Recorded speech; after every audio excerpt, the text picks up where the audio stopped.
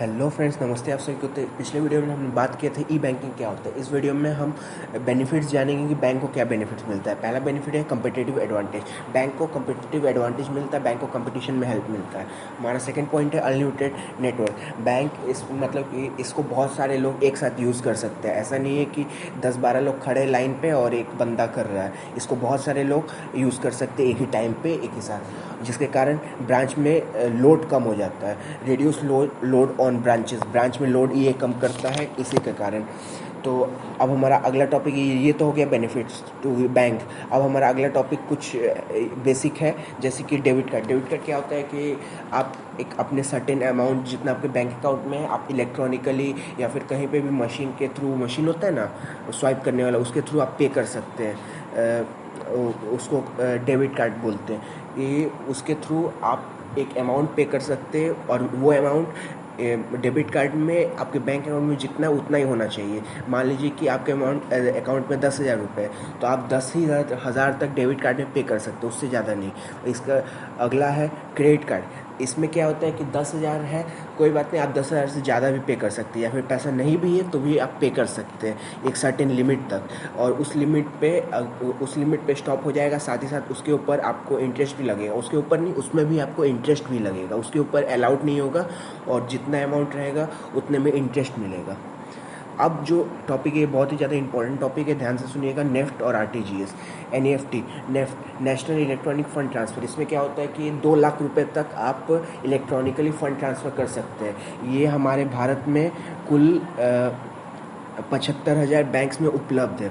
75,000 branch और total branch in India में उपलब्ध है नेफ्ट। और आरटीजीएस क्या होता है? RTGS real time gross settlement. ये इसका फुल फॉर्म याद रखिएगा, एग्जाम में कभी कभी आता है। और इसमें क्या होता है कि 2 लाख रुपए मिनिमम होना चाहिए। आरटीजीएस में 2 लाख रुपए मिनिमम होना चाहिए, मैक्सिमम कोई लिमिट नहीं है। आरटीजीएस का कुछ फीचर्स के बारे में बात करते हैं। आरटीजीएस नेफ्ट एक और बात समझा देता हूँ, ध्यान से सुनिए। नेफ्ट क्या होता है कि आप 2 लाख रुपए तक कहीं से भी इलेक्ट्रॉनिकली आप ट्रांसफ़र कर सकते हैं। इसके लिए आपको एक फॉर्म भरना पड़ता है बैंक में, उसके बाद वो ट्रांसफ़र हो जाता है। और आरटीजीएस 2 लाख मिनिमम होना चाहिए। आरटीजीएस में मैक्सिमम कोई दिक्कत नहीं है, 2 लाख मिनिमम होना चाहिए आरटीजीएस में। और नेफ्ट में आप 2 लाख तक, मतलब 1 लाख करना है तो आप नेफ्ट कीजिए, 2 लाख से ज़्यादा करना है तो आपको आरटीजीएस करना पड़ेगा। तो इसमें कुछ आरटीजीएस का फीचर्स देखते हैं। Electronic control by RBI. ये जो रहता है डायरेक्टली आरबीआई कंट्रोल करता है। आरटीजीएस को डायरेक्टली आरबीआई कंट्रोल करता है। इसका मिनिमम वैल्यू 2 लाख होना चाहिए। और पेमेंट जो रहता है वो रिकवर नहीं है, मतलब कि एक बार आपने पेमेंट कर दिया वो वापस से नहीं होगा रिकवर। और फ़ी जो रहता है आरटीजीएस का फ़ी जो बैंक लेता है वो बैंक टू बैंक वेरी करता है, लेकिन आरबीआई जो हमारा सेंट्रल बैंक है उसने एक सर्टेन लिमिट फिक्स कर दिया है।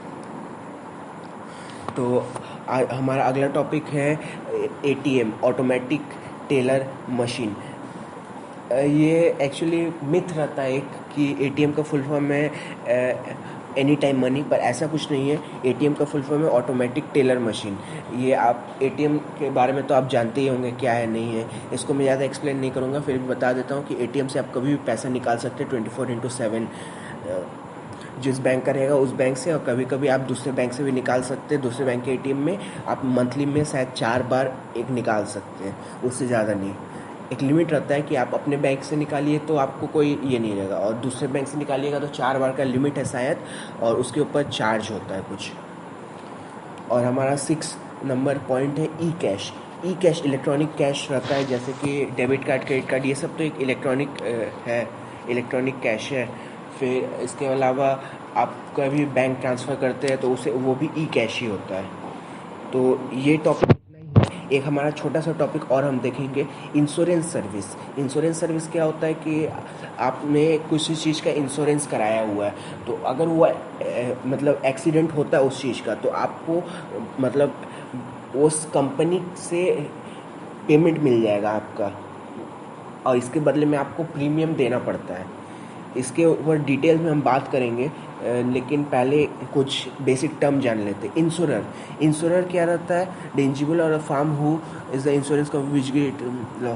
इंश्योरर, इंश्योरर वो है जो कंपनी जो इंश्योरेंस कराता है, मतलब कि सॉरी, जो इंश्योरेंस करता है, मतलब कि मैं कंपनी हूँ, अगर आपको मुझसे इंश्योरेंस कराना है और आप करा रहे हैं तो मैं इंश्योरर हो गया और आप इंश्योर्ड हो गए। इंश्योर्ड हो गए क्योंकि आपने इंश्योरेंस कराया है, मुझसे इंश्योरेंस कराया है या फिर कहीं से भी इंश्योरेंस कराया है, तो आप इंश्योर्ड हो गए, मैं इंश्योरर हो गया, या फिर जो पार्टी ने किया है वो इंश्योरर हो गया। अब हमारा तीसरा टर्म है हैपनिंग ऑफ इवेंट।